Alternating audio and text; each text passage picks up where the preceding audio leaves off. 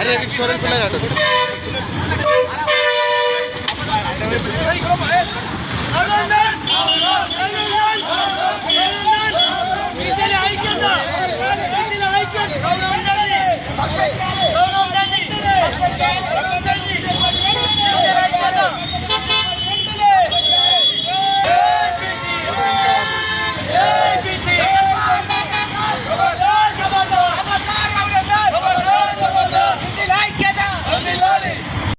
అంటే మొన్న జరిగినటువంటి 16 తారీఖున జరిగినటువంటి మున్సిపల్ ఎలక్షన్లో మన ఇస్నాపూర్ మున్సిపాలిటీలో మన బీజేపీ ఎంపీ గారు రఘునందన్ రావు గారికి అక్కడ ఎక్స్-ఆఫీషియో ఓటు నమోదు చేసుకోవడం జరిగింది.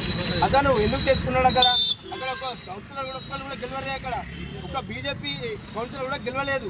గెలిచినప్పుడు ఎక్స్-ఆఫీషియో ఓటు నువ్వు ఎట్లా నువ్వు నమోదు చేసుకుంటావు? ఎట్లా ఓటు వేస్తావు? నువ్వు బీజేపీ అంటే నువ్వు బీఆర్ఎస్ కోవట్టువా? నువ్వు కోవట్టువా? బీఆర్ఎస్కి నువ్వు అమ్ముడు పోయినావా? ఎంత తీసుకున్నావు తెలవాలి. ఇప్పుడు నువ్వు అక్కడ ఓటు వేయడం వల్ల ఒక బీసీ బిడ్డ అయినటువంటి నీలం కవిత గారి మీద మీరు ఇంత కుట్రపూరితమైన చేస్తున్నారు. మీకు ఇది అన్యాయం అయింది. బీసీలను దొక్కే ప్రయత్నం చేస్తున్నారు రఘునందన్ రావు గారు. ఇక్కడి నుంచి మీ మతం స్టార్ట్ అయింది. దుబాకలో మీరు ఎలా గెలుస్తారో నెక్స్ట్ మీరు ఓట్లు అడుగుతారు కదా, అప్పుడు చూసుకుందాం మేము. మీరు ఖబర్దార్ హెచ్చరిస్తాము. మీరు మున్సిపల్ ఎలక్షన్లో మీరు ఏం చెప్పారండి? మీరు బీఆర్ఎస్ మైపాల్ రెడ్డి గారు నువ్వు ఆ పార్టీ ఈ పార్టీ ఏ పార్టీ తెలియని మైకంలో ఉన్నాడు నువ్వు అని చెప్పి నువ్వు ప్రచారం చేసినావు. అదే మొన్న 16 తారీఖున నువ్వు ఎలా ఓటేస్తావని చెప్పి నేను అడుగుతా ఉన్నాను. నేను డిమాండ్ చేస్తాను బీజేపీ పార్టీ వెంటనే రఘునందన్ రావుని సస్పెండ్ చేసి మన ఎంపీ కూడా రాజీనామా చేయాలని మేము డిమాండ్ చేస్తా ఉన్నాం ఈరోజు. అలాగే మీరు హరీష్ రావు గారు చెప్తే మీరు ఓటేస్తారా? అధిష్ఠా అని చెప్పినాడు. ఏ అధిష్ఠా అని చెప్పినాడు మీకు? హరీష్ రావు గారు చెప్తే మీరు పోయి ఓటేసి అక్కడ ఒకటే కార్లో పోయి అయినా బీఆర్ఎస్ కాంగ్రెస్ అని తెలియని మైకం ఉన్న మైపాలెడ్తో మీరు పోయి మీరు ఒకటే మీరు ఇలా బీసీలను అణగదొక్కే ప్రయత్నం చేసి ఇలా కుట్రపూరితం చేసి మీకు అక్కడ పోయి ఓటేయడం జరిగింది. మీరు ఓటేయడం వల్ల ఇప్పుడు ఒక మహిళ బీసీ బిడ్డ అయినటువంటి నీలం కవిత గారు అక్కడ చైర్మన్ అవుతుండే.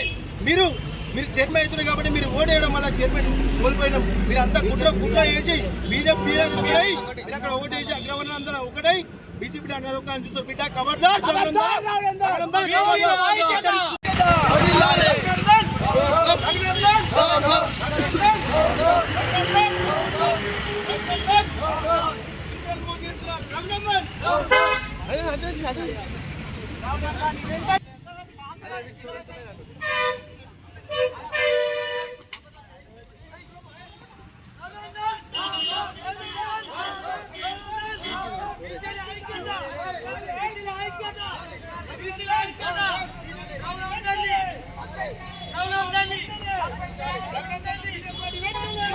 Raghunan